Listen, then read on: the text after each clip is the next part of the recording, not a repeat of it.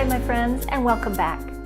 If this is your first time here, my name is Katy Jo, and I created this channel to help us all get closer to who we are, our authentic selves, make changes if you want to, and get a lot more joy in your life. That's really what it's all about.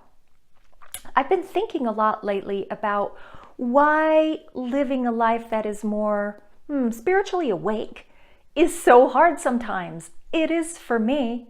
I mean, every day I have this routine where I read, I think, sometimes I do a guided meditation, if I can quiet my mind to that point, and take in new spiritual information every day.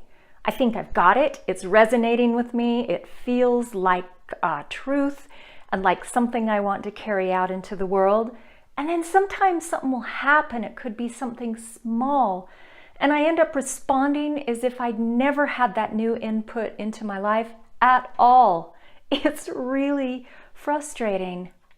And I'm talking about the big spiritual concepts that have been around since the beginning of time. They've been presented by Christ, by Buddha, in modern day by Deepak Chopra and more. Those concepts of life being a continuum, of our purpose being to love each other, to forgive each other, the fact that we can create our own lives, literally, not some figure of speech, but that through our energy, through our thoughts, through our feelings, we have the power to draw people and things to us, just like the law of physics. Now, religion has taken these ideas and incorporated some of them, but it feels to me like they've also been changed. They've been made more concrete, so it's clearer for people to understand. Here's what you're supposed to do, here's what you're not supposed to do. This is the daily things that will help, and if you do those things, you can feel pretty comfortable that you're living a good life, that you're on the right track, blah, blah, blah. I think those concepts in their original form, their more abstract form, really takes us out of where we are and out of our, what I see as addictive behavior, to judging each other, to not seeing ourselves as the same, and to believing that something else is in charge of our destiny, that we really don't have much to say with how our life turns out.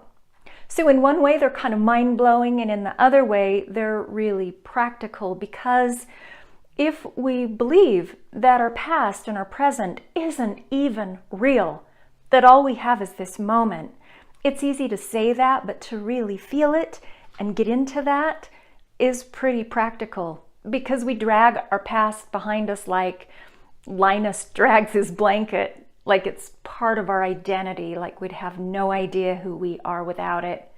We spend a ton of time going back over it, regrets, coulda, woulda, shoulda, as well as like doing this endless planning for a future we don't even know yet. We plan for it without actively creating it through our thoughts, feelings, emotions, and it's not here. All we have is now. And if we really love each other, I mean, think about that, truly love each other, we have to see ourselves as a lot more alike than we do different. And I think that's hard. I mean, it's really easy to compare ourselves. Oh, I'm not like him, and she and I are nothing alike. But if we came from the same place, if we share some source, then we might also share like one mind. And we might be exactly alike under the shell of our bodies. I think that's really big. And again, do we have the power to literally create our reality, to see things different than we do today, than we did a year ago, than we might in a year from now, to really change our minds, what we believe, that will ultimately change what we experience?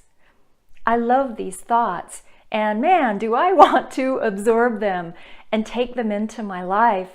But it's hard, and it takes reminding, not just read something and go, yep, that works for me, but daily, it does for me, daily reminding, daily going into experiences with those reminders And maybe even daily failing to do that to the level that I want to is part of growing.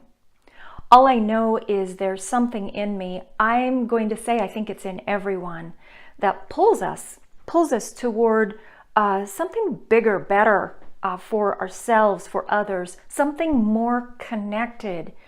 I don't think I've met anyone ever that says, nah, I don't really have any of that. I'm good with where I am and, never mind.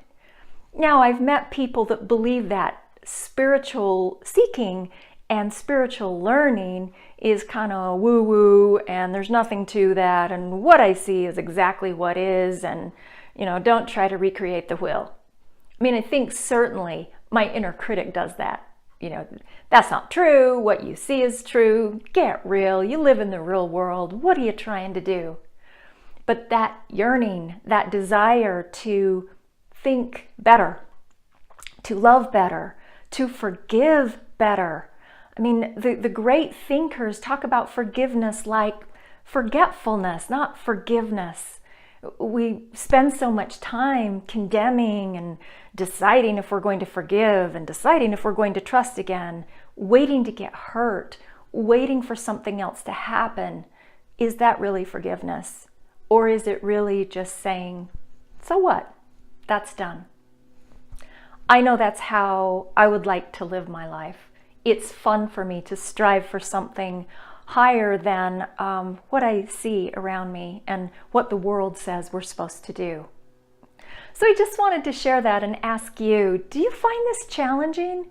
Are you also a spiritual seeker, a seeker of growth and of knowledge? And you also find this hard and sometimes really hard to apply in your everyday real world life? I'd really like to know. Please leave me a comment. I think we could have a fun conversation around this. Hey, thanks for joining me. If you haven't yet, please subscribe, share my videos, give it a thumbs up if you like this video. And until I see you again, take great care of yourself. Get as real as you can. Bye.